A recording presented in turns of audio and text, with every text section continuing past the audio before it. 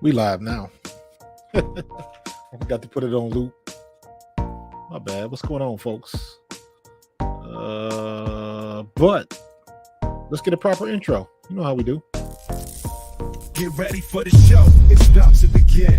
Pro fan talk when we dive right in. Sports talk, hot takes, ain't nothing we lack. We the real fans, nothing holding us back. Mic check, 1, 2, y'all know the drill. We bringing the energy, we keep it real. Touchdowns on liquid air, on the slam dunks on the court. Every sport, every game, we holding down the fort. We breaking down the plays, dissecting the stats. Pro fan talk, we keeping it fat. Debating with passion, no filter, no doubt. We the voice of the fans, we scream and we shout.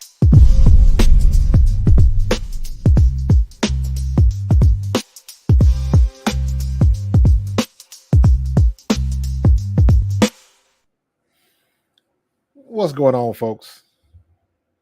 What's good with you? I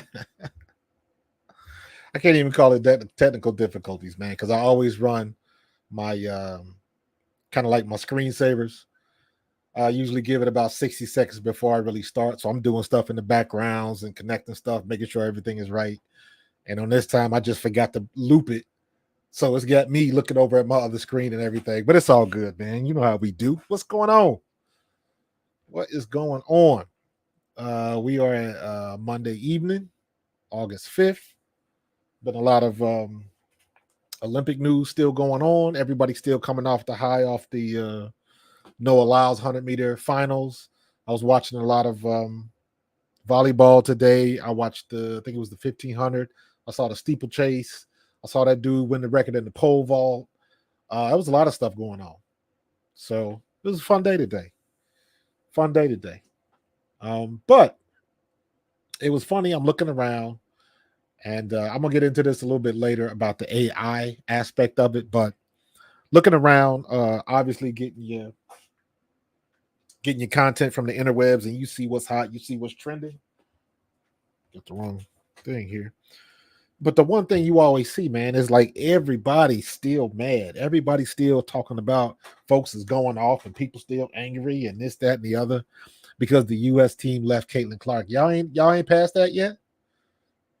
Like people are just being mad just because they want content. I'm like, why are you still angry? She been off the team. Like I said before, she was in Des Moines chilling, getting her rest. So it was all good. But I keep seeing these reports saying that, ever since Dawn Staley said what she said what she said, and she was 100% correct. At least she was the one that can't come out and do it and add some realness to it. But everybody knew that it wouldn't have been a problem with Caitlin Clark being on the team, and she just said as much. But I don't have no problem with their methodology and what they did, and I'll keep saying it again. And I'm saying this as a Caitlin Clark fan. Caitlin Clark was not the snub of the Olympic team. Arike Agumbawale was the snub, not Caitlin Clark. Not Caitlin Clark. Now, again, hindsight 2020. You can say what you want to say because I did say right off the bat I didn't think Chelsea Gray. Now Chelsea Gray is the truth, but Chelsea Gray does not look like she is in game shape, and she has been playing okay, I guess. Same thing with Diana Taurasi. She's had a couple of zero games, but that's okay. She's supposed to be the floor general. If she don't score, that's all right. You get the ball to Kelsey Plum. You get the ball to Sabrina Ionescu. You get the ball to Brianna Stewart. And you get the ball to the people that's scoring. What was that? Jackie Young went off the other day. So her job is to distribute the ball. If she don't score, I'm okay with that. But stop using that as a comparison. Like, hey, Caitlin Clark would have scored if she'd have been there. You don't know that. You don't know that. I like to think that she would, but what Diana Taurasi is doing, Diana Taurasi is not in the position where she has to win the games. Her job is to get the ball to one of three people right now. Sabrina Ionescu, Jackie Young, and most importantly, Asia Wilson. Because Asia Wilson and Brianna Stewart have been unstoppable. You got to pick your poison. That's what Diana Taurasi's job is to do. Get the ball to one of them 3 players. I don't need Diana Taurasi to score. She can drive to the basket and create and get to the line and score like that. But if she ain't hitting jumpers, I'm okay with that. So everybody getting bent out of shape. Oh, she had 0 points in 2 games. I'm like, I don't care, but they won. They won. I don't understand what people are looking for. Well, I know what they're looking for. They want to continue this anger and continue being upset that Caitlin Clark is not on the team. What's up, Ghost of Geralitis? What's going on, man? Good evening to you. Zeros because of DOC. Who do you think leads the Indiana Fever in the locker room? Aaliyah Boston. Aaliyah Boston and Tammy Fack Bentley. Tammy Fack Bentley was the vet to me that seemed to understand what Caitlin Clark was trying to do or what should have been doing. Tammy Fack Bentley was the one that was running the floor and she was throwing those half-court passes to first. And she was the one that was fast enough to get to it. So in my opinion, Aaliyah Boston, Tammy Fack Bentley. Everybody, I know Kelsey Mitchell. Kelsey Mitchell is a leader on that squad. But to me, it seems like it's Aaliyah Boston. Wheeler, no. Just because you've been there the longest don't mean you a leader. Yes, she is a leader because she is a veteran. But if you're looking for somebody to take control, I would give that to Aaliyah Boston or Fack Bentley, because you could tell Fack Bentley gets a lot of respect on the bench, and she makes a difference when she's on the court because she can run the court so well. Erica Wheeler is just the old veteran. Quite honestly, you just hoping that she don't turn the ball over at a bad time, because let's be real, is she playing up to her salary? No. But that's the way it goes. She's had a couple good games. And guess what? Not for nothing. Erica Wheeler was the first one I remember that game. It was early. Erica Wheeler was taking the ball up court, and she saw out of the corner of her eye, Caitlin Clark was behind her by about 10 feet. So when Erica Wheeler almost got to the 3-point line, she ain't even looked. She just bounced the ball backwards. Caitlin Clark was right there, and she spotted up a logo 3. And she hit it. So as much as we kind of bag on Erica Wheeler, and rightfully so, because her play has not been very good. I'm sure she was an all-star at one point, but she is not playing at an all-star level now. Let's be real about that. But she is one of the ones that had no problem getting Caitlin Clark the ball to let her do what she does. So the leader, I'm going with Aaliyah Boston and Tammy Fack Bentley. Those are the two. If I had to name 2 captains, those would be the 2. Those would be the 2. Zeros because you was first out the limo today. I appreciate that, bro. For sure, man. You know I shout you out for that. When you were talking about on the big screen? That must have just been me. I forgot to loop the thing. That was live. Yeah, Wheeler's not. Enrique was snubbed. My girl Clark was too, but I'm over it. I'm enjoying the Olympics. I'm enjoying the Olympics too, but I will say, and I mentioned this the other night, I'm not a fan of the 3-on-3. I watched some of the men's play. I haven't watched any of the women's play, and I haven't missed it, and I have not been looking for it. I had more fun watching the pole vault.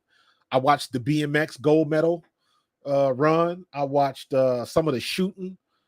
I watched volleyball today. I watched, I'm trying to think of some like obscure stuff. I missed the table tennis. They were doing synchronized diving today. I'm trying to think of other stuff to that, but I'm saying all that to say I have not really missed the 3-on-3 stuff. Not interested in it. Not interested in it. They got Simone Biles. I think they're going on the replay today. They even get mad at her. They saying something about her husband, about something he said. I don't know.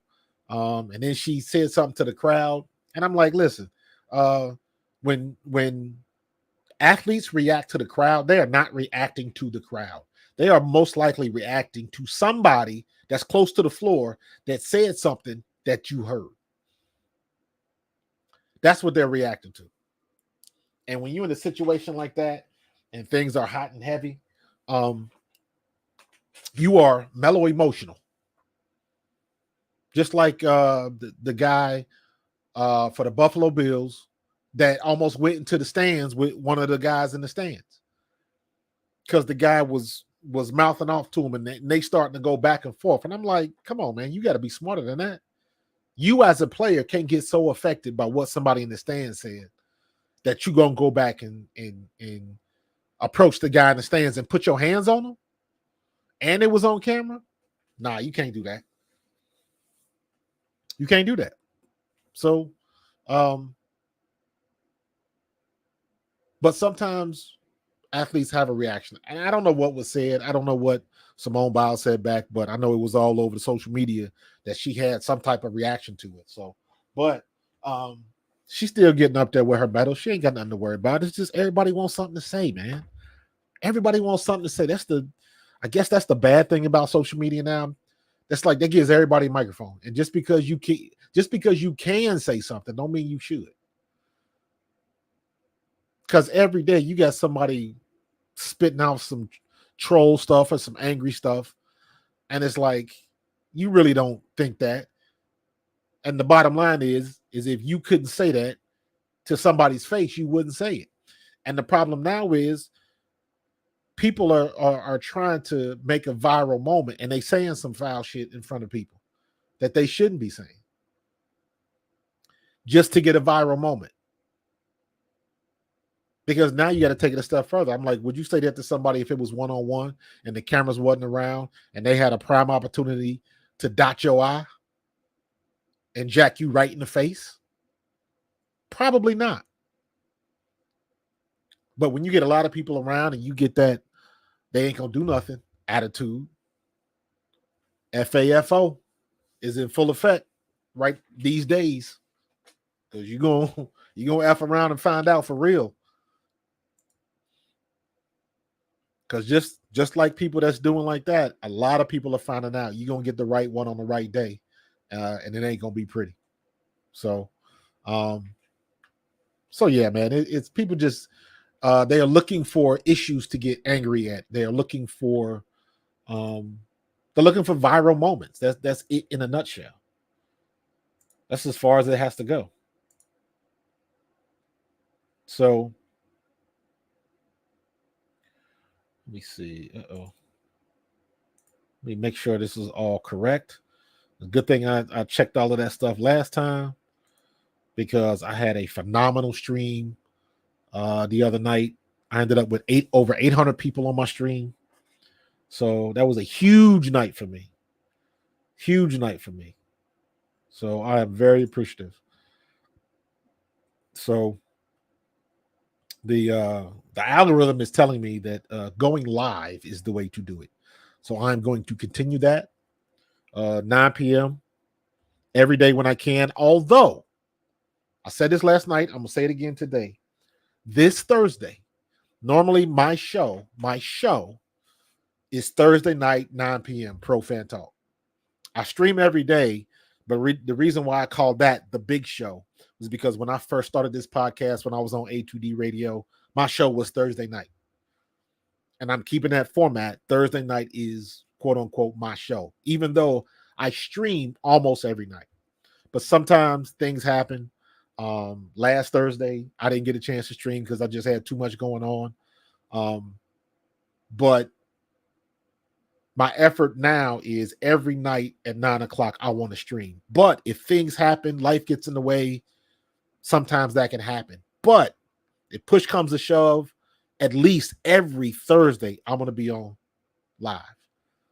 So The goal is every day, but the benchmark is every Thursday is at 9. And the reason why I used to go 7, but now I'll go 9. The reason why I'm going 7 this Thursday, specifically this Thursday, because I got a guest coming on the show, and I want more people to see it on the East Coast. So that's why I'm going 7 a little bit earlier, and then we'll talk about some things, and I'll probably go long, and I'll probably go to like 9, maybe 10 o'clock. But I am going this Thursday specifically, I am going to start at 7 p.m. All right. So that's a special case. And if situations like that are going to happen again, and I will let you know. But until I say otherwise, I normally start at 9 p.m. But this Thursday is a special case. This Thursday, 7 p.m., right here on Pro Fan Talk. I got a special guest for you. We're going to be talking about the WNBA. We're going to talk about what's going to happen in the W post-Olympics when they come back from this break. And some other things. Yeah, she is a current assistant coach in college basketball. She is a assistant coach for Xavier. Her name is Brianna Sanders. She's assistant coach for the women's team. She's coached at Iona. I think she was part of player development at Akron, I think it was. So she's building up experience. I think she'll be a head coach one day. We'll see. But she will be joining me this Thursday, 7 p.m. on Pro Fan Talk. Please tune in and tell your friends to come find me. So, especially if you got daughters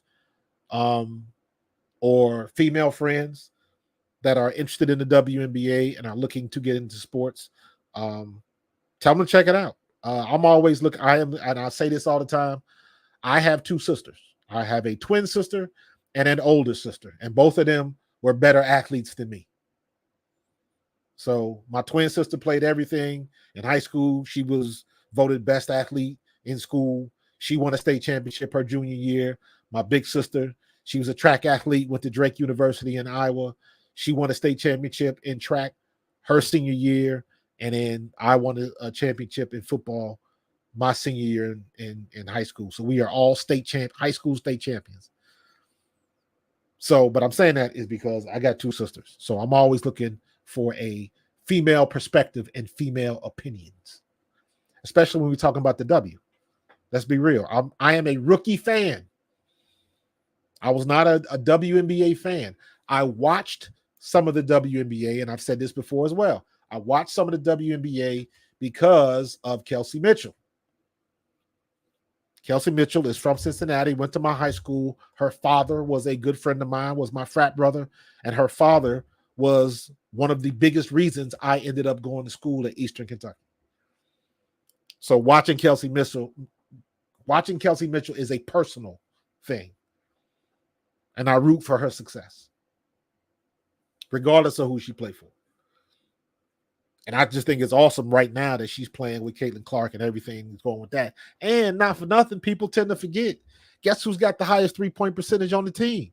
Not Caitlin Clark. It's Kelsey Mitchell. And that's another thing. I've saw some people that really try to get into the what's and the whys of the team makeup. And a lot of people think that Kelsey Mitchell might be gone. And I'm like, I don't know why. From what you guys have seen, I don't understand why people don't think Caitlin Clark and Kelsey Mitchell can coexist. They can, because Caitlin Clark has figured out what it is she needs to do right now. She's a passer. Her shooting is okay. Her shooting is not good yet, but it will be. It will be. But until it gets to that point, you need somebody to pass the ball off to. It's not going to be Katie Lou. It's not going to be Lexi Hall. I don't think their shooting is that great. They get hot every now and then, but who's consistent? Kelsey Mitchell is consistent. And the only reason she wasn't, everybody going to have bad games. But the times that she didn't have a good shooting game is because Christy Sides had her on the bench. So for people that, I don't understand why you think Kelsey Mitchell and Caitlin Clark can't coexist. Caitlin Clark been passing her butt off. But you can only get assists if the person you pass it to hits the shot. That's the way it goes. Only if the person can hit the shot. Everything else is just a pass. So I'm looking forward to them playing together. I hope Kelsey Mitchell doesn't go anywhere. They need other pieces. I've been hearing a lot of rumors about Alyssa Smith. I don't know what's going on because some people think that Alyssa Smith don't want to be there anyways. I don't know that. I don't know the conversations they've had behind closed doors. So everybody's guessing. Everybody's guessing. Let me see. What was that? Yeah.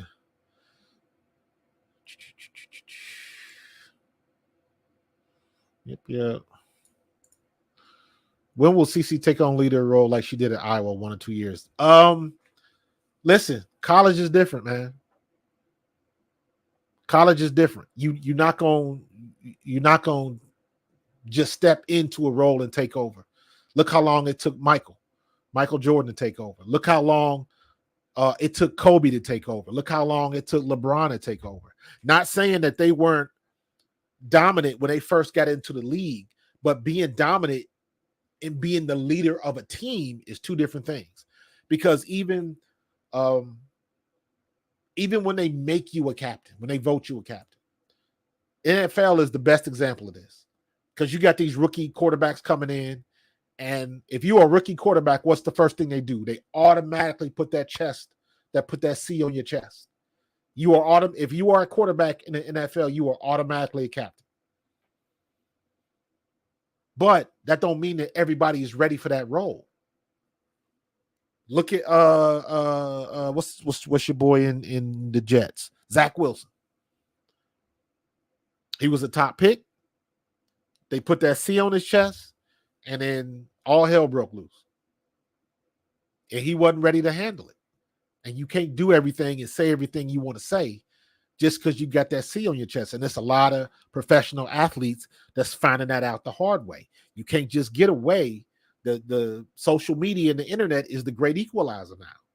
Because all of the people that used to talk shit, all of those reporters and journalists that talk shit on the athletes, now the athletes can rebut. And some of the media members can be taken to the carpet. And vice versa. These athletes used to walk around here like they was untouchable. Now you say the wrong thing on social media and they will come for you. And it doesn't seem like a big thing, but it is these days. This era of communication, it is a big deal. Why you think, and I find it funny because I'm not from this era, but I understand the technology and I understand what's happening. But I see all these athletes, when they get mad, they scrub their team off their social media. And I'm like, what the hell is that? Because at the end of the day, whether you want to get traded, whether you want a new contract, or whatever the situation is, there's somebody sitting in the office that you must have a face-to-face conversation with. So at the end of the day, regardless of how far this technology goes, you still got to rely on the old ways. You still got to have a conversation with a person. You still got to look somebody in the eye, and you still got to shake somebody's hand at the end of that conversation, whether it goes your way or not. So the old ways still matter, and people forget that. People forget how to talk to people. SC, it's not unwatchable. I won't say that. It is not unwatchable because clearly there is a market for it. Clearly the people are interested in it. It's just not for me. Ice Cube got a league. Breanna Stewart is starting a league. So clearly there is a market for it. But based on what I saw, it wasn't interesting enough to me. So if some people in the chat, let me know what you like or dislike about it. Olympic swimming. The swimming was definitely good. Katie Ledecky just does Katie Ledecky things. I saw when that girl got DQ'd and lost her, the silver medal. She did an illegal turn going from the backstroke to, it was a medley relay. And she did an illegal roll. She turned over too quickly before she touched the wall and pushed off or something like that. Walsh. I think it was Kate Walsh. And they DQ'd her. And they walked her right on past the steps to get her medal and walked right on to the locker room. I felt bad for her, but hey. And then did y'all see the was it the 1500 today or was it the 800 where they disqualified a girl. They disqualified a girl because they was jockeying for position and somebody got bumped and the girl that got bumped ended up getting like 4th place or 5th place or something like that, and she protested. And the girl from Kenya that did the bumping ended up getting DQ'd, and it wasn't her fault. The girl that protested was the girl that was trying to move her out of the way. And the girl was fighting for her position. So I don't understand that. I thought she had every right to keep her position. But yeah. So apparently she got DQ'd. So, one group appeals it, then another group appeals the appeal. So I don't know what type of finality they've had with that yet. So that was interesting. People still mad at the 100 meter. People still going back and forth about that. Obviously, people in Jamaica upset and still want to say that it wasn't fair. And I was like, hey, if it had been the other way around and they had a photo finish, what you gonna say? It is what it is. Yeah, the swimming relays are dope. I like watching that. I won't say everybody is jacked. I just think you got to remember, man, we watching it on TV, but these people have been working 4 years for this moment. 4 years for a moment. So it's important. That's why people do the protesting and all that kind of stuff.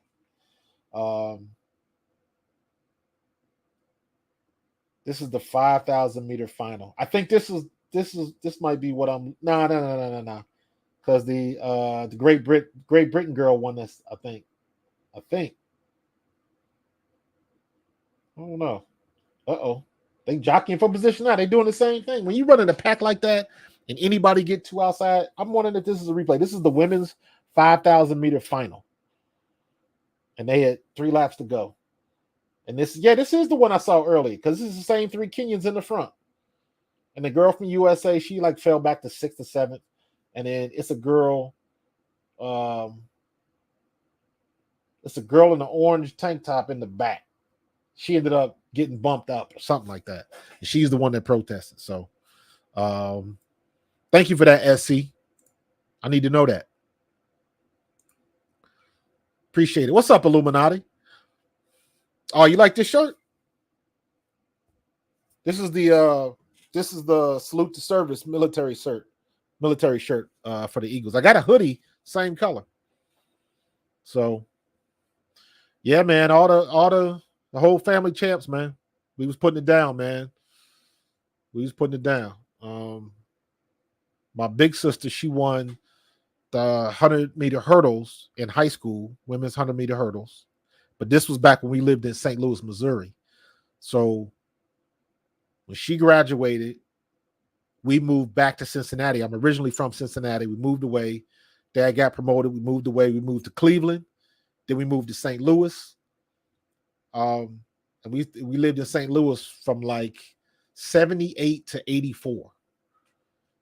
And then my dad got another promotion. And I remember he sat us down. It was me and my twin sister because my big sister was about to go to college. She went to Drake University in Des Moines. My dad was like, we can either go home to Cincinnati or we can move to Seattle. And me and my twin sister was like, we want to go back home. So we went back home to Cincinnati. Went to Princeton High School, the best high school in the universe. And we all won state titles. When I won my football title, 87 football season, we graduated in 88. So that 1987, at one point we were the 12th best football team in the country as ranked by USA Today. So we was putting it down.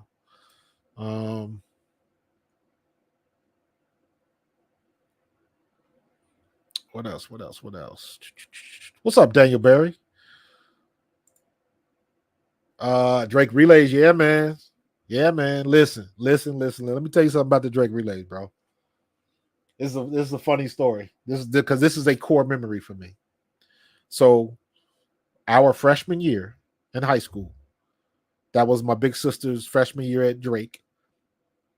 My dad rented a 25-foot Winnebago, and he let me invite my best friend at the time, and my sister invited her best friend, and we drove to Des Moines, Iowa to watch my big sister in the Drake relays. And that was the best time I've ever had in my life, bar none. Bar none. To this day in my adult life, that was the best time I've ever had in my life, because that was so influential to me. When I came back from that trip, we stayed up there the whole week. And when we came back from that trip, my dad never, it was never an issue if me and my sister was going to college, if me and my twin was going to college. It was never a conversation. After that trip, it was like, oh, this is what we doing. This is, man. And just, I'll tell you what, if you worried about your kids, if you don't know if your kids want to go to school or what they want to do, get them around that environment. Take them to Penn Relays. Take them to Drake. Take them to Longwood Relays in Tennessee, or the Texas Relays, or take them to a big track meet or a big event, big basketball game, college game, something like that. Let them get that experience, because I'm telling you, after that week up there in Des Moines, Iowa, in the middle of nowhere, there was not even a question. I know I'm going to college because I'm gonna experience this. Because I remember everybody thought my sister had a couple friends that were Qs. And she was like, hey, this is my little brother. This is friend. Watch them. Keep them out of trouble. Watch out for my little brother. So I'm hanging out with the Qs. And of course, if you've been on the campus, Qs stepping and all of that kind of stuff. So when I went to college, everybody just knew I was going to be a Q. I rep the black and gold A5A. But Drake relays, man, I got very, very fond memories of the Drake relays, man. We went up to the Des Moines. I know there was a place up there. I'm sure it's not even there no more. There was a place up in Iowa. It was called Flaky Jake's. And the theme of the menu, everything was big. They had like quarter pound hot dogs, quarter pound and half pound hot dogs. They had half pound and 3/4 pound hamburgers. Like, everything was huge. They would serve you your food on this big old Frisbee, and you could keep the Frisbee. The Frisbee was the plate, but you kept the Frisbee. It had Flaky Jakes on it, like all of that kind of stuff, man. First time I had ever seen a Hardee's. Hardee's is everywhere now, but back in the 80s, I'd never seen Hardee's before in Cincinnati or in St. Louis. And then all of a sudden you go up to Iowa and they got Hardee's. So just different things like that, man. But I have fond memories, man. I didn't mean to get on a tangent, but that was fun. Yeah, had a fun. Had a blast. Back to the hoops, though. SC says Kelsey is a bucket, yes, but not a team player. They need coaching to work together. Yes, you are correct. I will disagree. Kelsey Mitchell is a team player. Kelsey is a team player like Arike Agumbawale is a team player, because people give the same criticism about Arike. She don't pass the ball. She's always trying to go one-on-one. And because you got to remember, Kelsey Mitchell was what? Second all-time in NCAA scoring when she came out? Second or third or something like that, because Caitlin Clark had to break her record to do what she did. So don't forget, Kelsey Mitchell is one of the best scorers in NCAA women's basketball history. She was the pick for Indiana.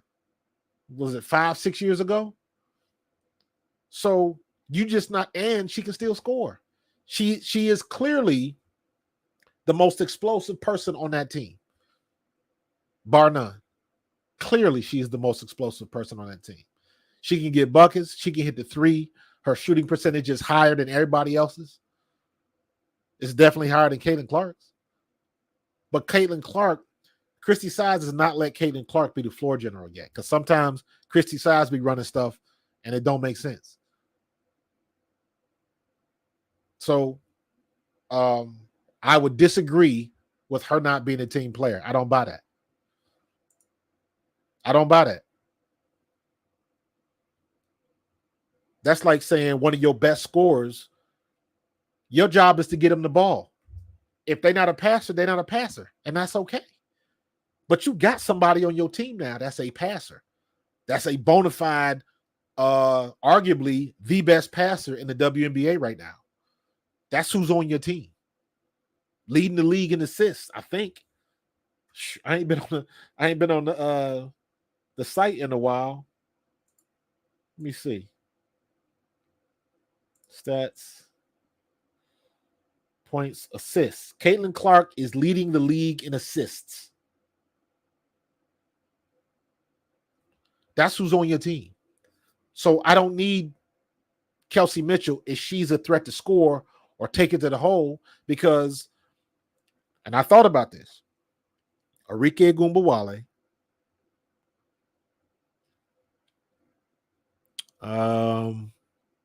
Jewel Lloyd,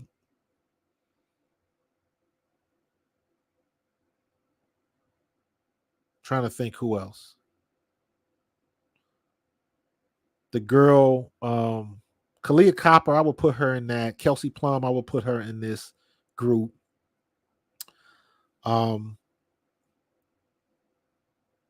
Ariel Atkins. Kennedy Carter would definitely be in this group. And I'm thinking of who are the most explosive players in the WNBA right now. The top three that I would think of: Kennedy Carter, Kelsey Mitchell, and Arike. They are the most explosive. They can break your ankles. All three of them. Kennedy Carter is underrated, in my opinion. If Kennedy Carter had not done what she did to Caitlin Clark, Kennedy Carter would have been an all-star. It's a shame that she didn't get voted to the all-star. And you know why? She got a track record. Her reputation precedes her. But for the most part, other than that incident, she's pretty much kept her nose clean. And, in my opinion, she is responsible for what Chicago was doing. Now, I know Andrew Reese is putting it down. Don't get it twisted. But Chicago does not win those games without Kennedy Carter, period. Kennedy Carter is smart enough to know that she don't need to shoot threes. She can pull up mid-range. She can blow by you. She can get to the rack. She can do it all. She'll out-hustle you. She's quick off the dribble. She can steal the ball from you. She's got a range of weapons that she can use. But in my opinion, her best shot is that mid-range shot anywhere on the court. And she can one-on-one you and make you lose your lunch. But it's a few people like that. I think Kelsey Mitchell is like that. I think Kelsey Plum has got explosiveness like that. Yeah. And you got somebody like that on your squad. So you got Caitlin Clark, who likes to deliver the ball, feed the ball, and just now, now people are making videos of all of the passes that people have dropped from Caitlin Clark. That's a thing now. They're making videos. Because let's keep it 100. Caitlin Clark should have 3 triple doubles. She should have 3. When you're talking about you 2 rebounds away, or you were 2 assists away from a triple double, and she should have. And when you go back and look at the game, she was 2 assists away, but they dropped like 4 or 5 passes, like stuff like that. So if everything would have gone the way it should have gone, she should have had 3 triple doubles. She should have 3 triple doubles right now. So she just needs to keep doing what she's doing. And yeah, I do not agree with people that say that they need to get rid of Kelsey Mitchell. I don't believe that at all. When you got a score like that, keep the score. So I agree. Kelsey and Aaliyah Boston. And I think I I don't mind their roster right now. I think they need a better coach. I think a lot of times Christy Size gets out coached. She gets out coached. And I want to say the back half of the first half of the season, the last 7 or 8 games before the break. Christy Size was doing a better job of substituting because some of her substitutions and some of her lineups made no damn sense. And the one thing I noticed when you, as much as I'm not a big fan of Cheryl Reeve, but I like Bordello in New York. I like Becky Hammond in Las Vegas. You look at those coaches and you look at how they run their roster. Some of them girls, I like Alyssa Peely and I want to see her play more. But Cheryl Reeve is like, we ain't mess. Fee Collier, you get in there. Like she got her lineup. So Alyssa Peely might not even touch the court. And that's okay. Same thing with down in Vegas. And then when you see somebody doing something, you let them in. Like what Becky Hammond did with Kate Martin. Becky Hammond is smart enough to know, Kate Martin, you got a role to play. This is your role. And she playing that role. Sometimes she'll get hot and hit a couple shots. Sometimes she won't, but she do what's expected of her. That's why Angel Reese is having so much success.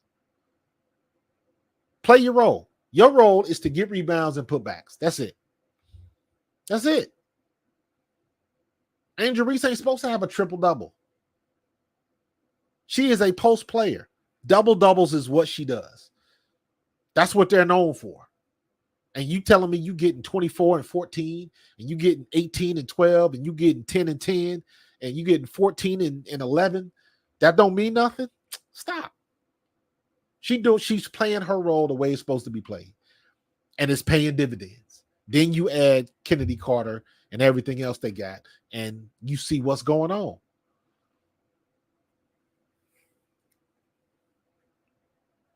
So, good point on assists with such low percentages across the whole league. Yes, a high number of assists is even more impressive. Absolutely. Absolutely. And let's keep it real. When she got the 19 assists in that one game, she should have had 23. But they dropped the damn passes. She should have had 22 or 23 assists that game. Easily.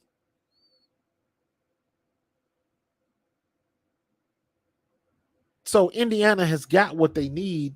I just think Christy Sides is not a bad coach. She just ain't a really good coach. And that's clear to see. Sometimes they went in spite of her. You look at what they did to New York. They went in New York and they ran them out of the gym. And the only reason that game was close was because what they did in the first half to get the lead, Christy Sides stopped them from doing it in the second half. And it made no damn sense. They was running New York out the damn gym. And then they stopped. The second half, they came back with that slow pace. And Brianna and Sabrina just started eating them up. And that ended up being a tight game where they should have won that game by like 12 points, 12, 15 points. But Christy Sides put the brake on. And the second half, they blew them out of the water the first half. And the second half, they were playing not to lose. They were playing not to lose. And it showed. So games like that, they win in spite of Christy Sides, in my opinion. Now, and I will say this, and I'm saying this having been a coach. Doesn't matter what sport. I've coached kids in basketball, and I've coached kids in football. At some point in time, it's not on the coach because you missing layups. It's not on the coach because you got an open layup and you miss it, and that costs you the game. It's not on the coach because they run a play for you, and when they inbound you the ball, you drop the pass. That ain't on the coach. Whatever. What's Indiana's record right now? Um, they are at 11-15. They should be at least 13-12. I want to give them 3 more wins, or at least 14-13, somewhere around close to the 500, because I can think of 3 games that they should have won, but they just shit the bed at the end of the game. Either they missed shots, they got out coached, or like the one game, I forget who they was playing against, when they ran the play to get Caitlin Clark the ball. It was like less than 3 seconds left. It was enough time for one 3-point shot. Caitlin Clark is the one to take that shot. And they got the play around. She came around. She ran off the screen. They got inbounded her the ball, and she dropped the pass. Ain't nothing you can do about that. That's not on the coach. That's on the players. Christy Sides got enough on her plate that she is responsible for. But in some situations, when they get the ball down low and you are inside the paint on the blocks, and you can't lay the ball up, or you blow by your defender and you moving so fast to lay the ball off the glass that the ball comes off hot and you miss a layup in the paint, they've lost 3 or 4 games like that. Where if they would have just made those shots, it would have made a difference. But they didn't. They couldn't convert.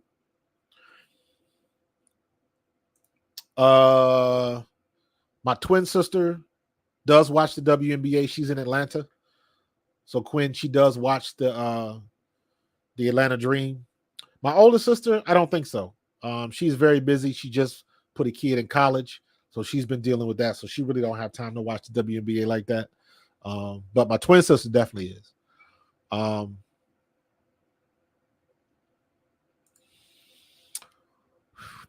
me if it believes the glue for CC. She knew what. Yeah. I think Aaliyah Boston kind of knew what Caitlin Clark wanted to do, but she's trying to do what she got to do. So I got my issues with Aaliyah Boston too, but for the most part, the last few games, Aaliyah Boston's been getting it done. My issue with Aaliyah Boston is Aaliyah Boston sometimes she does not play like she's 6'5". To me, she plays kind of soft. When you 6'5" and you a defensive player and you getting rebounds, there should not be somebody coming around you knocking rebounds out your hands or taking the ball from you. When you that big, you should be a force, and she's not. And I say it a lot. She's got what I call big girls disease, and that is, you'll notice when you got big girls like 6'4", 6'5", 6'8", 6'9", you look at old girl in Phoenix.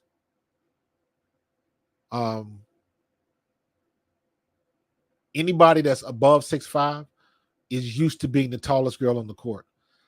So most of those girls don't jump. They can't jump. Their vertical is very weak because they used to just, getting the ball. That's why you see girls, you look at the girls that's 6'2" and 6'3". You look at Angel Reese, you look at Nalissa Smith, like they can jump. They can go up and get a rebound. You look at South Carolina, you look at Ashlyn Watkins. You ever watch her jump? Like she knows how to jump. But some of them girls that are 6'5" and above, they don't. Like I like Aaliyah Edwards for the Mystics. She knows how to get up and get a rebound and get position and all that kind of stuff. But she get overshadowed on her team because her team don't win. But she's a really good player. But I just wish she would be a little bit more forceful because she's strong enough to do it, and she's a skilled player to do it like that. She don't have that. That's not part of her personality.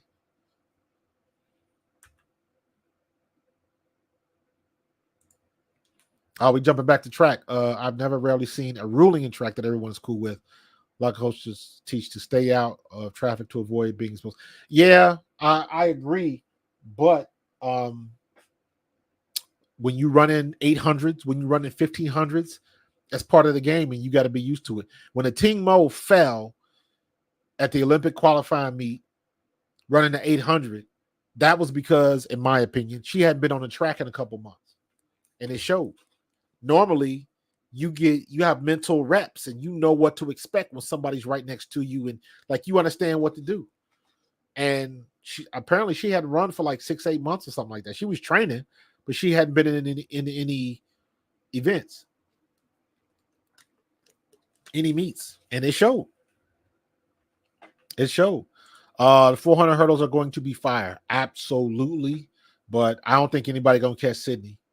Sydney is on a whole nother stratosphere right now. What's up, Philly? Philly? What's good with you?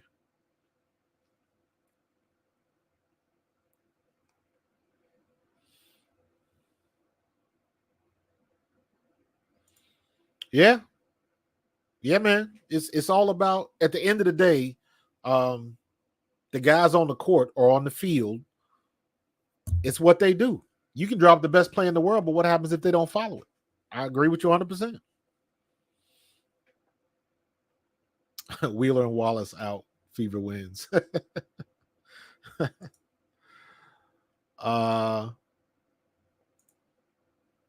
Me and my boy in here, Kevin the PRF. When I stream Indiana games, whenever Erica Wheeler gets in, we already know that a turnover is incoming, because it, without fail, you can go back and watch the tape. You can go back and watch every game she's been in. It seems like every time she gets in the game, she turns the ball over. She either just messes up on the dribble, she gets ripped, whatever the case is. But like me and Kevin, we got a run and joke. We're like, okay, here comes Erica. She got to get this first one out the way, get this first turnover out the way. You know, Erica Wheeler having a good game is like she doesn't have any turnovers, and she might hit 6-8 points, maybe. She's not a really good shooter. I would imagine at one point she was a pretty good ball handler and super quick. She is not that anymore.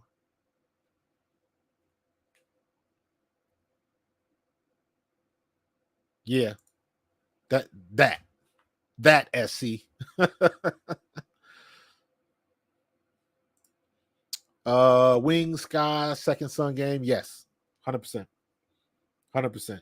That last Dallas game, that last Dallas game when Erica Arike was on some next level stuff, she hit that fall away shot when she was falling to the ground when the time was running out. It was good defense by Indiana, but she hit the shot. So it's like, what you gonna do with that? Nothing. Indiana played great defense. Lexi Hall was on her, and she still hit the shot. And it's like, what you gonna do with that? It's almost like when Camila Cardoso hit that shot against Tennessee in the NCAA tournament. Tennessee should have won that game, but Camila Cardoso hit the shot. What you gonna do with that?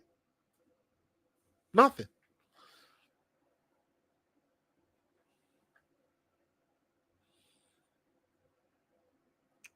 If you're talking about Aaliyah Boston, yeah, she's 6'5".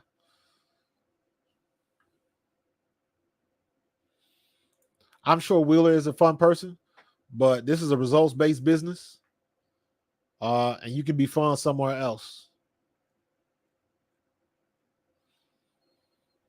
Oh, we got a super chat. What's up, man? I appreciate that. Brandon Sleep with the $4.99 super chat. Definitely appreciate it, bro. Definitely appreciate it. Let me hold on. Let me get you set up, bro.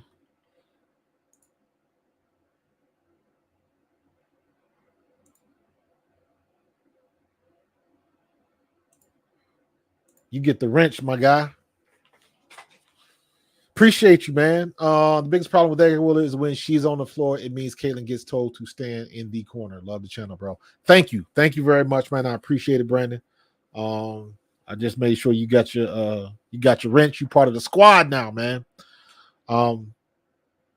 Yeah. But like I was saying before, Christy Sides had done better the last, I want to say 6-7 games before the break of limiting her time. So I know a couple games she only got like on the court for like 5 minutes. Even some of them she still turned the ball over, but a couple times she had Kelsey Mitchell on the bench for like almost 10 minutes. And it's like Kelsey Mitchell needs to go on the bench and get a rest and get her ass back in the game. Because when her and Caitlin are on the court, things happen. Because Caitlin Clark can collapse the defense. When Caitlin Clark drives to the lane, everybody collapses in the paint. So that leaves somebody to kick it out to. Sometimes 2 and 3 people will be open because everybody comes to get her. So somebody's got to be on the perimeter to be able to hit that shot. And Kelsey Mitchell is right there. She can hit the 3. She can hit the mid-range. They work together. So use it. Definitely use it, man. Appreciate you, Brandon.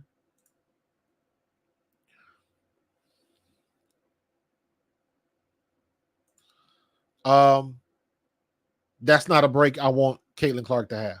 Caitlin with a C, by the way, bro. Yeah. This is the WNBA, man. You at the pro level. She don't need a break. She don't need a break. A lot of people talked about Grace Berger for a while, but after finally seeing her, I was like, I'm not that impressed. I don't know what she did in Indiana. I guess they drafted her. She had to be good at Indiana, first of all. So she had to be good at Indiana. I don't remember watching her play, but she had to have some skill. But the reason why Indiana drafted her, they were trying to put butts in seats. So I ain't mad at them for that. But from what I've seen from Grace Berger, she's okay. She's not lighting anything up. If Si's still next year, they will resign Wheeler and move with another max contract. I don't think that's going to happen.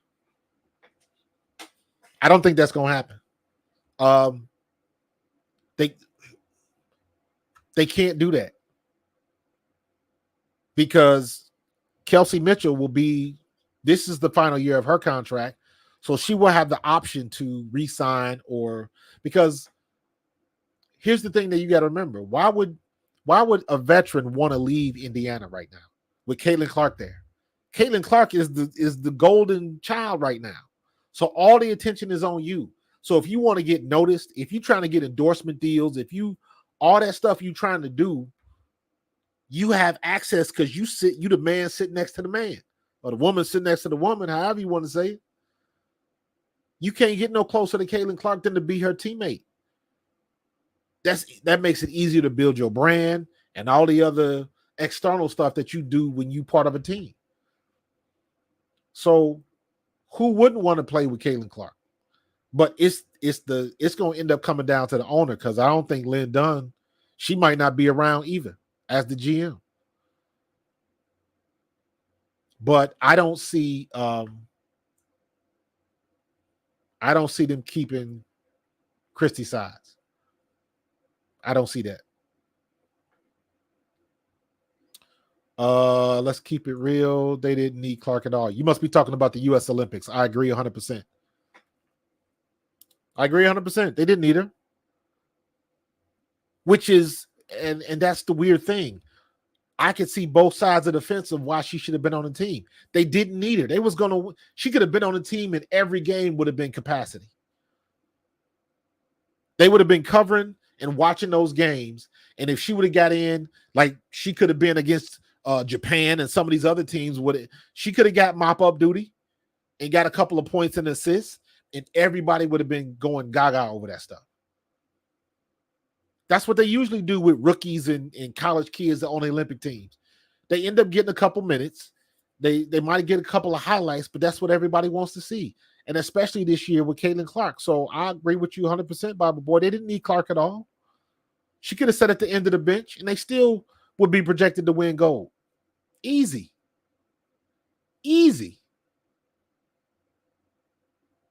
But everybody's still bent out of shape about it. It's like, to me, I'm like, grow up. This is business. Now, I think they whiffed on the business part of it. You can give me a valid argument as to why Caitlin Clark was not on that squad. You can give me valid arguments. Whether I believe it or not or agree with it is another issue. But I will say this, and again, I preface it by saying I am not a fan of Cheryl Reeve. But I do respect her decision as the coach. Because I've been a coach before. And I said this the other day. I'm not going to, I promise not to get on a rant about it, but I understand. To me, when you got the fans getting all upset, to me, it's the same way as when the parents get upset because their kid didn't get to score a touchdown in the game. 22 people on the field and only one ball. Everybody ain't going to score. And if she's the coach and she want to do it her way, you do it your way. Because if you going to get me, I'm going to make it worth my while. I'm going to go out my way. Y'all coming for me anyways. So I'm going to do it my way. So I don't mind what Cheryl Reeve did. And let's be real. With the exception of, I won't even say Brittany Griner. With the exception of Chelsea Gray. Because Chelsea Gray does not look like she was in game shape. She was coming off an injury. She never played. She didn't play until maybe 6 or 7 games before the break. She had been injured that whole time. Now, I didn't know who Chelsea Gray was. Again, I'm a rookie fan. So I had to go back and watch her highlights from last year. And I was like, oh, okay. Apologies, because I was not familiar with your game.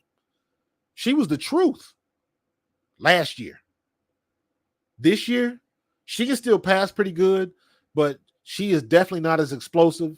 When she was hurt, looked like she picked up some weight because you can't be in the gym all the time. So that's a natural part of it. But she's definitely not the player she was last year. But they had already made their choice. But that was the one person that I was like, you could have gave that spot to Arike. You could have gave that spot to Caitlin Clark. But I understand why Caitlin Clark was not on the team. Now, having said that, looking at it from the business aspect of it, Caitlin Clark should have been on that team. And the reason why the business takes precedent is because they were at a collective bargaining agreement year, the media rights deal and all of that kind of stuff. I believe, in my opinion, if she'd have been part of the Olympic team, that $2.2 billion over 11 years would have been maybe 2.5, 2.8, possibly 3. Maybe. But it's one thing when you are the most popular player in the United States. It's a whole nother thing when you are one of the most popular players in the world. And that's what Caitlin Clark is right now. One of the most popular, but you get a Japanese kid holding a sign, a Caitlin Clark sign at the game, and she ain't even there. So, yeah, we talk about Wheeler all the time, man. She Wheeler, I don't see her coming back. She needed to just go ahead and retire. But watch how many of these veteran players try to hang on for another year or two because the money goes up. Because they want a piece of the Caitlin Clark effect. They've been hanging around and they've been grinding this long, and now they on the way out, and now the money gets bumped up. And they like, man, if this would have happened 4 years ago, you got that train of thought. You got that type of stuff that's happening. So watch them try to hang around as much as they can because they want to get a piece of this new CBA and media rights money. And I don't blame them. $78,000 a year to $250,000 base. Now, and what does that mean for veterans? Because if the highest, Erica Wheeler is the highest paid player on the Indiana Fever, and I believe she's making $258. So if she was getting $258 with the money they paying now, she would probably be in the $500 or $600 range with this new media rights money. So rest assured that they're going to try to hang around as long as they can. They're going to hang around until they kick them off the bus.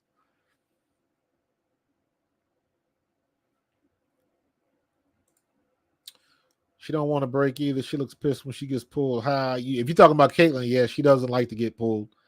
But Caitlin Clark's played a couple games where she played all 40 minutes too.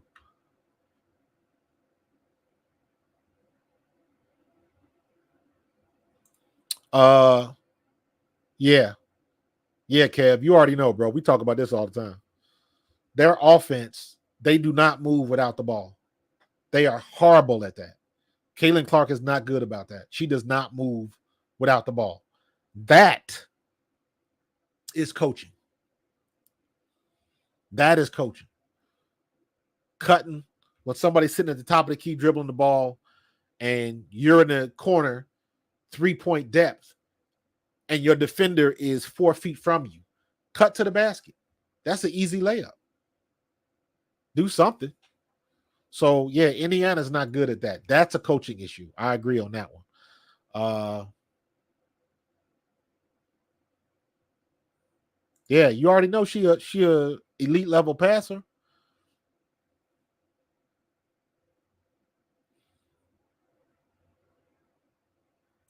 Eric, who you talking about? Who was a lot faster than Taurasi or Gray? Who you talking about?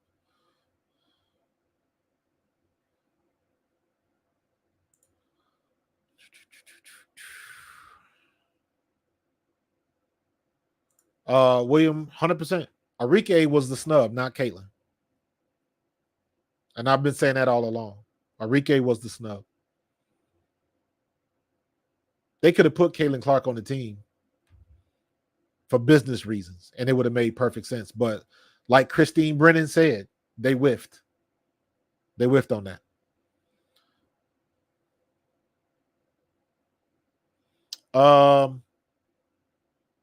Let me be honest with you. Diana Taurasi being 41 years old, and I watched her put up 7 threes about a month ago. She can still ball. I'm not crazy about it, but she can still ball. I think she's a dirty player. But yeah, she can still ball.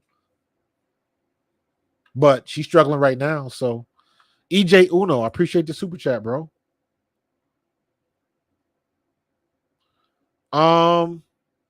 Yeah, we would debate that. I think Kelsey Plum is legit. Jackie Young is legit. Kalia Copper is legit. The only people I have really exception to is Chelsea Gray. I mean, Brittany Griner was hurt too, but at least she had a couple games to get herself back in shape. But who gonna stop Brittany Griner? She's 6'9". And yes, she is not quick anymore. She is lumbering up and down the court, but again, she is playing her role. She is posting people up, and I haven't seen anybody in the WNBA or in the international game yet that can block her shot. Nobody. So I don't mind that. She got herself in shape. Appreciate you, EJ. Got to make sure EJ get that wrench. Appreciate you, bro. You part of the squad, man. You know how we do.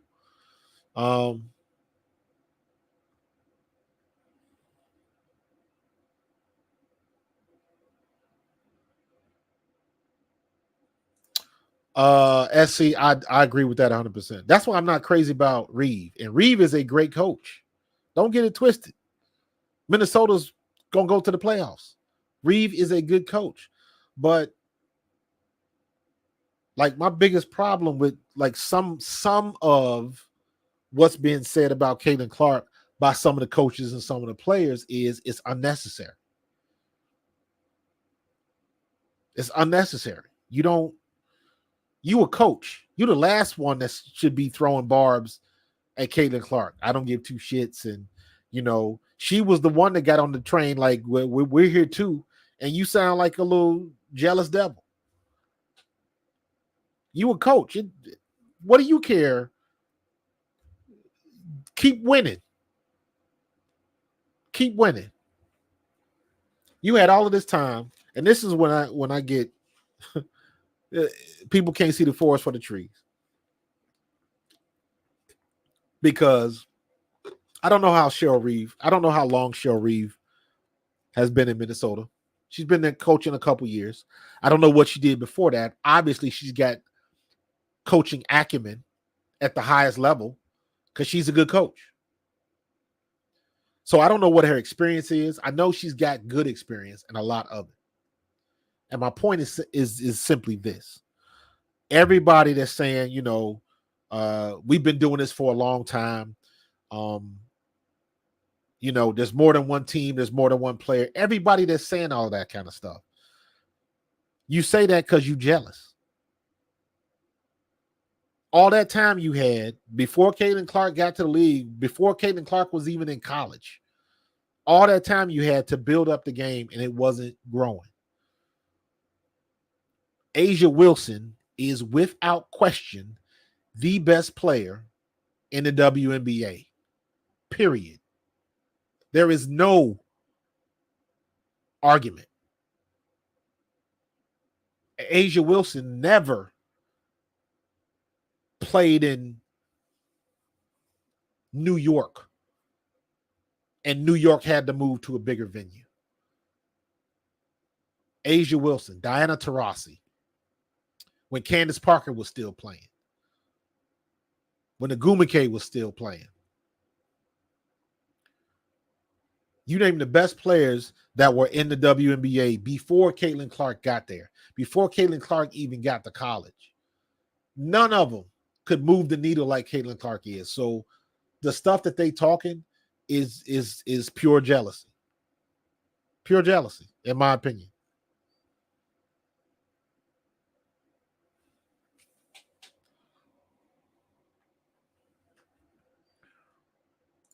EJ, you hit me up again. I appreciate that, bro. Not saying other Team USA players don't deserve to be there, but they would win gold with the All-Star team. Absolutely. Absolutely. They would definitely win with the All-Star team. For sure. They put it because the All-Star team put it on them. But that does not take away from the team that exists right now that's playing in Paris. So everybody that's still talking about they mad and angry and yeah, it would have been this, that, yeah, Diana Taurasi didn't score any points. Like, so what? Like I said earlier, she ain't supposed to score. You dish the ball to A'ja Wilson, you dish the ball to Stewie, and let them do what they've been doing. Jackie Young got hot last game. Keep giving her the ball until they show me that they can stop her. That's what you do. I don't need Diana Taurasi to score points. Now it's the other side. It's the Caitlin Clark fans that's jealous. It's like, get over it. The games are done. The only thing they got to do is come home with a goal. That's it. And people still going to be bitching about that. So get out your feelings and just support the team. It sucks that Caitlin Clark wasn't a part of it, but you got to, hey, the sun came up the next day. Keep it moving.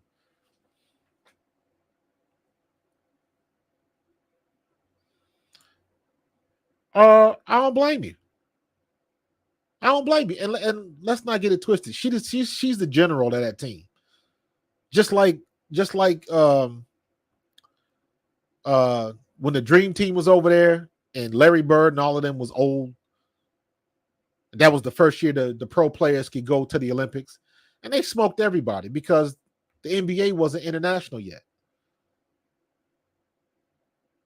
You had Olympic players on the courts getting autographs from Jordan. Because it was such a difference. You don't have that no more. The international game is solid because of that. So I expect Taurasi to retire. She opened a new facility and doing things, and she done made her money. They named the damn facility after her in Phoenix. So she put her imprint in the league, and she a legend in the league. She'll be in the WNBA Hall of Fame and all of that kind of stuff. Deservedly so. Obviously the better squad. On that day, because if you put that all-star team together and they played the U.S. Olympic team, if they played a 5 or a 7 game series, would they win? Would they win the series? That's the good question. And if you got to hesitate to think about it, I think let me say it like this. They could win the series. The All-Stars against the U.S. team. The All-Stars could win the series, but would they? And if you got to think about it, then the answer is no. The U.S. team is the best team, should be over there. Because it's not a slam dunk. It's just not.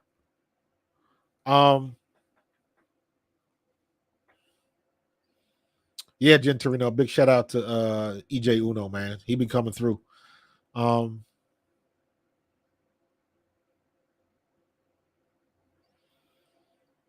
She'll probably get involved with the 3-on-3 thing or do her own thing, or she might just sit back and chill. You never know.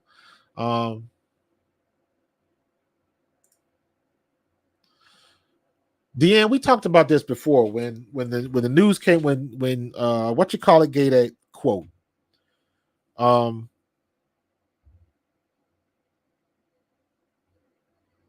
What you call it gave that quote about getting advice from veteran players on the court. And I was like, ain't no veteran players giving folks advice mid-game. That usually doesn't happen. You usually talk to somebody after the game, but usually in the middle of the game, you going at it. So it has happened a couple times, but for the most part, normally that doesn't happen. So, but she is getting mentoring. That's why we were talking about Tammy Fack-Bentley earlier. Tammy Fack-Bentley was been the one and Aaliyah Boston, but Aaliyah Boston's only been in the league. She came in last year. So that's Aaliyah Boston shouldn't be the one that's trying to mentor Caitlin Clark. It should be somebody that's got at least 4 to 5 years experience. So that should be Fack-Bentley. That should be Kelsey Mitchell. I'm sure Katie Lou has talked to her. Look at the people she distributes the ball to. That should let you know right there. I believe she is going for her 6th goal.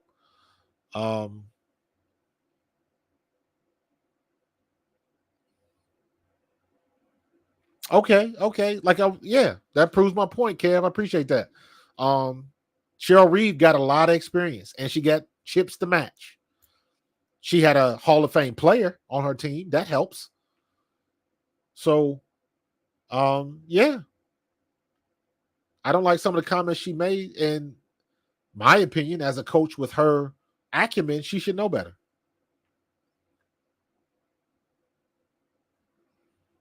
Wasn't nobody boycotting games. Like, who gonna boycott games? And everybody that jump on the internet to say that shit, it's like, man, shut up. If you're gonna boycott the league because you don't like what one team was doing, you wasn't trying to watch the league anyways. You wasn't interested in it.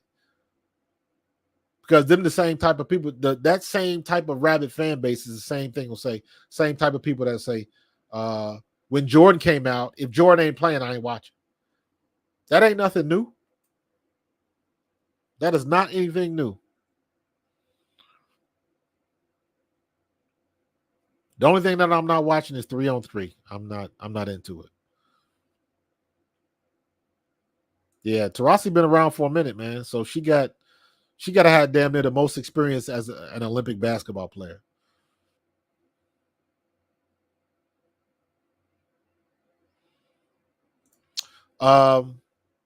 Exactly. I said this the other night, Eric. New York, Las Vegas. You got Breanna Stewart and Stewie. You got Stewie and Ionescu. Your 2 best players. They're going to be dog tired. Then you got Taurasi, Kalia Copper. Who else? Is there somebody else from Phoenix? They're going to be dog tired. Then you got Kelsey Plum, Asia Wilson, Gray. They're going to be dog tired. Brittany Griner, also from Phoenix, going to be dog tired. So all of them players, they got to – it's weird. The players that didn't go to the Olympics, they're going to be fresh, but they're going to be rusty. The players that did go to the Olympics, they're going to be tired, but they're not going to be rusty. They just ain't going to have fresh legs. So it'll be interesting to see who can, from the teams and the people that didn't have a lot of players in the Olympics, who's going to be able to brush off that rust first. That's the key.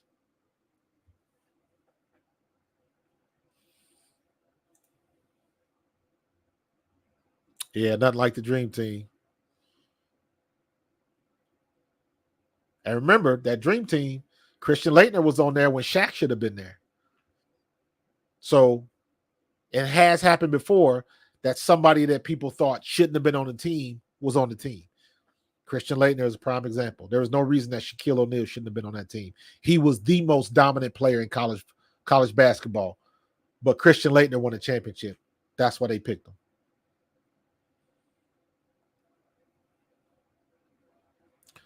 But do what? He also covered this thing called the NFL. What you talking about, Element? What did I miss?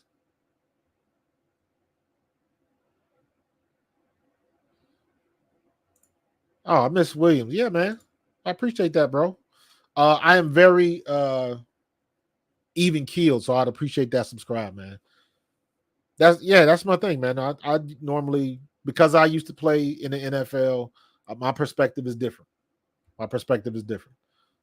I understand that's why my channel is called Pro Fan Talk. I was a pro, now I'm a fan, and we talk about everything. So my perspective is different. I don't like one of the things I always talk about every year. Is how people get so hyped up at training camp, NFL training camp. Every quarterback is throwing dimes. Every receiver is making great catches. Everybody looks great in training camp. I'm like, this is training camp. I don't care that Jalen Hurts has gone, 12 days of training camp and not thrown one pick. That's great. But it only matters when you play against another team. So, yeah, man, my perspective is a little bit different, dude. So, yes, I am a fan. I'm a fan of my Cincinnati Bengals because that's my hometown. And what I tell people is I bleed green for my Eagles, but I was born in the jungle. So, but I do rep the Eagles because that's the squad that I played for. But I appreciate the comment, though. I appreciate the subscribe. Stewie is just stupid, man. Stewie's in a whole nother stratosphere. You got a girl like that with a damn 7-foot wingspan hitting jumpers like that. She's bad. I like Stewie. Team USA have to play Niagara.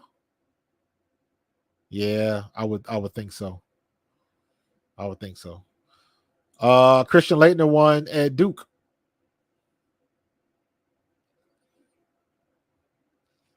You mean Shaq or Zach? Zach Williamson? Oh, I'll take Shaq. I'll take Shaq. Appreciate you, EG. Love, man. William, love. I appreciate it, bro. Love it, love it, love it. I'm trying to grow, man. Trying to grow. Tell your friends about me. Trying to grow, man. Try to keep it 100. Leave the toxic on the bench, man. You know how we do. Nah, I don't believe that at all. 3-3 is not too physical for Clark. Y'all don't think that Clark ain't been knocked down all the college ball she done played? She played 4 years in college. Like, I don't understand where this narrative that she can't play college ball. I don't know where that came from. That's funny. I don't see it that way. Everybody takes their lumps. She'll be good. They come back to 15th and they play the Mercury. I would see that. I would like to see that. But again, it depends on, because listen, it is very, very difficult for a team to come back and just jump back with it when you haven't played a real game in so long, like almost a month. That's why I say it all comes back to the team who can brush off the dust first. Yeah, man, Hurts is legit. That's my guy. I was just up at practice the other day, and I will be at the Alumni Day versus the Minnesota Vikings at the end of this month. So I am looking to go live from the event. So that should be fun. So we'll see. I might have to get me one of those little MiFi things. I'm thinking about getting one of those so I can go live. But we'll see how it goes.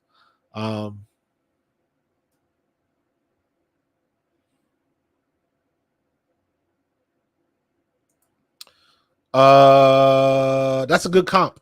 Yes, that's a good comp.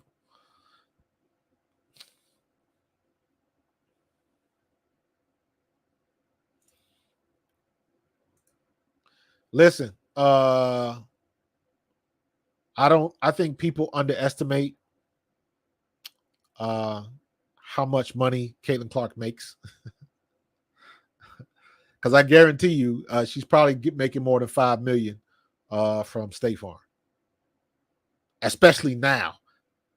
She was she was doing that.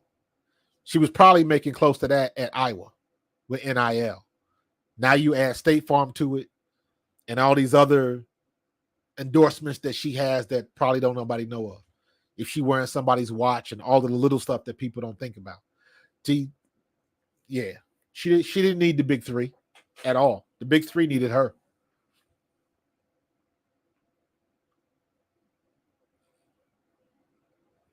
That's a good point. People didn't like the Pistons, but they won championships.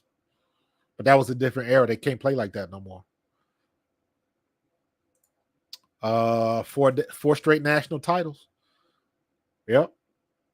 Gino Auriemma, man, he got a formula up there. Yep. She the Swiss Army knife, man. But man, when you can hit jumpers like her, she got that quick release. She got that wingspan. She's just hard to stop. Period. She's just hard to stop.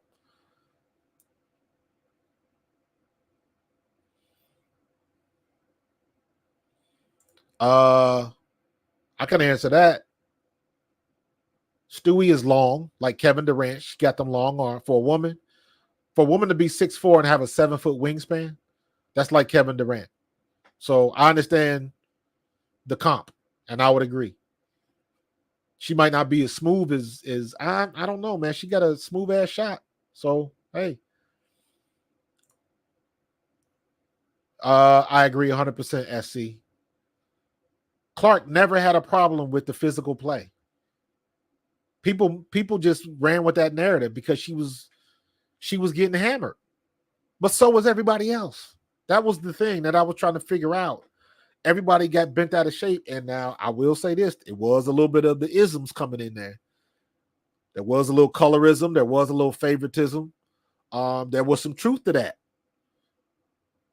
That everybody was trying to handle her with kid gloves, and why are you going after her? Why is it like that everybody's attacking her? And I was like, they're not attacking her.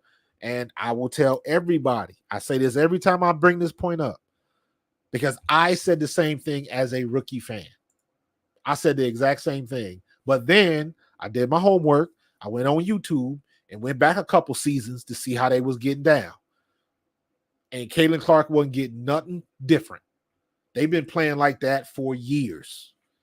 For years. The problem is the NBA don't play like that no more. The NBA don't play physical. And then you know, that's somebody's daughter, that's somebody's sister. It's the whole mentality of men and women. They look at it differently. How can women play that hard? Because they know how to ball. That's a us problem. Men, that's a men problem. That's where that came from. Men didn't know how to quantify what they were seeing. You want to see something for real? You think Caitlin Clark was getting smacked upside the head?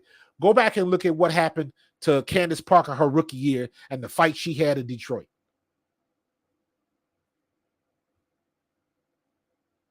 Tell me they wasn't playing hard way back then. It's always been like that. The problem is that the men's game, which is what everybody wants to measure up to, the men's game don't play a physical game no more. They the ones all them ticky-tack fouls and flopping and all of that shit. The women don't do that. Well, no, I'll take that back. The women do flop. Don't get it twisted. They flop a lot too. But the physicality of the game is in the women's game. It is not in the men's game. The men are more finesse. Everybody, you got 7-footers shooting 3-pointers now. Physical players like Shaq and Akeem. Ain't no centers no more. Everybody's a forward that can shoot. Dirk Nowitzki screwed that up, being 7'1", hitting threes for Dallas, and won a championship with it. What you gonna do?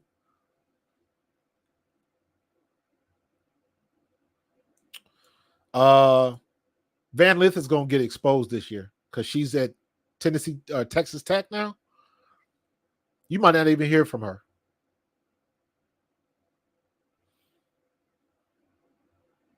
That's true. But again, I will say it again. If you go back and you look at last year, that was par for the course. In my opinion, the biggest problem in the WNBA now is the refs because they don't blow the whistle. And it's quite evident. And it's across the board. That's why I was trying to tell people, stop telling me that people coming at Caitlin Clark. Everybody getting fouled like that.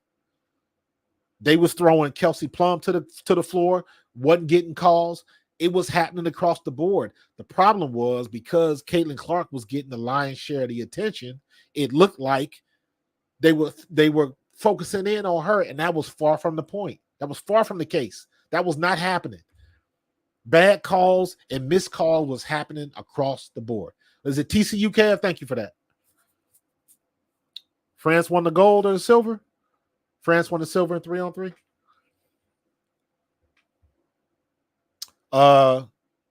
Listen, I'm not saying it needs to change. All I'm saying is the refs need to blow the whistle.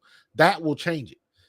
The problem is these girls is getting slammed to the ground and they're not even going to the free throw line. It's like you can put somebody on the ground with impunity. You got to at least blow the whistle because you ain't going to take somebody to the ground and you get 3 fouls going into the second half. It makes you think a little bit different because of how that is going to affect your team. So all they got to do, in my opinion, is blow the damn whistle. That's the problem is with the refs. I don't care about the physical play. You just got to call it even. If you're going to let them be physical, let them be physical the whole game. If you're going to call ticky-tack fouls, call ticky-tack fouls the whole game. Just be consistent with it. And the refs have been far from consistent. They have been god-awful.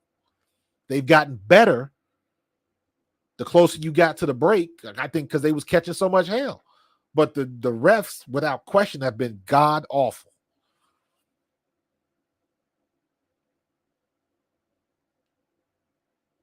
People been getting hurt. That ain't nothing new. People been getting hurt. Let them play ball. Just blow the damn whistle. If it's a foul, call a foul. Everybody got bent out of shape because Angel Reese clocked her upside the head trying to go for the block. To me, that was a normal basketball play. You're supposed to get fouled hard in the professional league. It's supposed to happen. Blow the damn whistle. That's all you got to do. Refs got to blow the whistle. I don't know what they're looking at. So that's the biggest change they can make, and everything will be better. If they get let them foul hard. Just put them on the line. Let it cost something if you're gonna be that physical. Let's let it cost something. So, but ain't nobody getting hurt. Nobody's gotten hurt. Cameron Brink, when she hurt her knee, nobody touched her. You got a couple of rolled ankles, but I don't think anybody's gotten like hurt bad. But again, you can get hurt walking to the bench. It's part of the game. Yeah, the Angel Reese thing was a clean play. She wasn't trying to, that was not an intentional. They had to call the foul because I didn't really understand it. When you hit somebody in the head, it's automatically a flagrant. They're just protecting the head. That's just like in the NFL headshots. They trying to protect the CTE and all of that kind of stuff. So, yeah, but that's everybody, man. William, look at the surgeries that people get in the NBA or any team. Look at the NFL. Look at any sport. You're gonna have injuries like that. That ain't nothing new. So it is what it is. But we've been rolling for an hour and a half, man. So I'm about to get up out of here. Make sure wifey's okay. Yo, I appreciate everybody in the chat tonight, man. Yo, the chat was on fire, man. The last 2 times, I got to break my record. I will be going live when they run the 200-meter finals. When Noah Lyles runs again and Arian Knighton and all of them.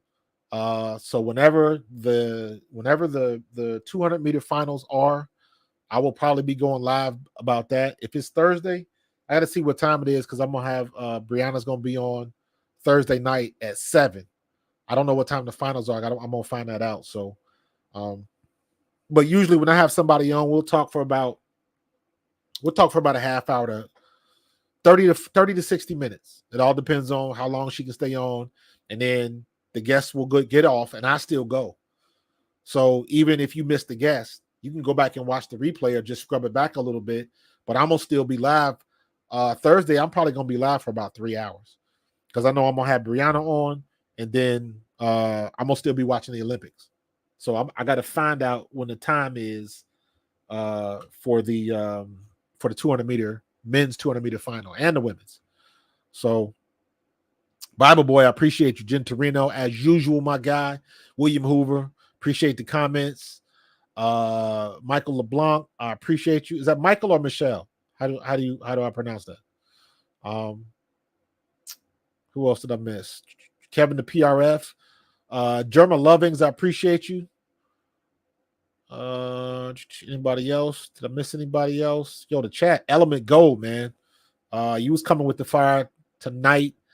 Don't be a stranger. SC, please do not be a stranger. Everybody in the chat. Jan Baynard, don't be a stranger. I appreciate you. The chat was lit tonight, man. I love these conversations. I love them. I am not here to talk by myself. So I'm always interested to hear your perspective, hear your opinions, because you already know opinions are like assholes. Everybody got one, right? So we're going to keep this thing moving, man. I will be back tomorrow night, 9 p.m. Maybe a little early, depending on what happens in the Olympics and stuff like that. But usually 9 p.m. I should be here, man. So hit me up on the Twitters. I always forget to put my Twitter address in. Coach_Marcus. You see it at the marquee going to blog. Coach_Marcus 06. That's my Twitter. You can look me up. Hit me up on Twitter. I'm also on Instagram, Coach Marcus 06. So you can find me everywhere. I do have a Facebook group that's called Pro Fan Talk. You can hit me up there. So we always trying to keep it moving, man, and I'm always trying to grow. I didn't even get into the boxing thing, man. I'm about to say that for a later date. I got thoughts on that. So, but I'm gonna get up out of here, man. God bless. Be safe. Enjoy your family. And come back and see me tomorrow. Same time, same bad channel, man. We're gonna keep it moving. All right, y'all have a good night, and I will see you in the next one. Peace and go Birds.